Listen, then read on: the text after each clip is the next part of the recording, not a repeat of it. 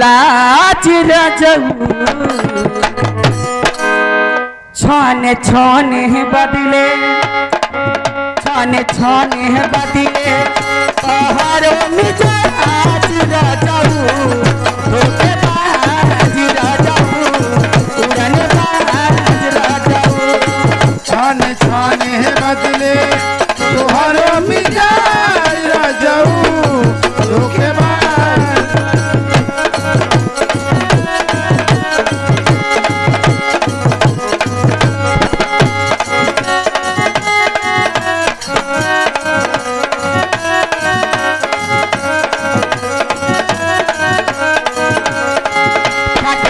जानी जान तू हमारा हो अभियो से अपन रहन सुधारा हो जानी जान तू हमारा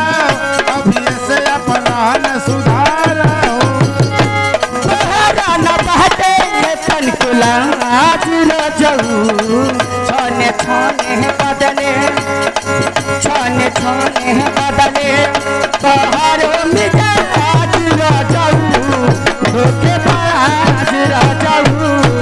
उड़न बाज रजऊ हरा आदत से भाई बाज रजऊ गरम मिजाज रजऊ धोखेबाज रजऊ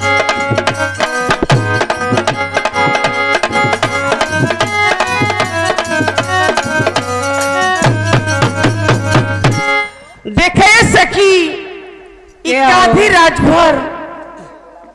काधी राजभर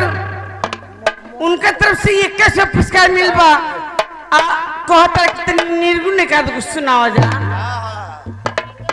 सबे होई सखी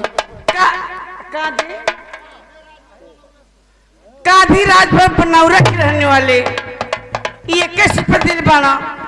सुना जन माता जी के अंतिम भोज में आज बढ़ जा उनका कग बेटवा बा आ कग पतो है बाड़ी बेटी दमाद केहू के पता अपने ना चलल हाय देखी ममता देवी उनका तरफ से 11 रुपए का पुरस्कार बा लेकिन सखी हो अभी घर मालिकिन का आता पता ना चलल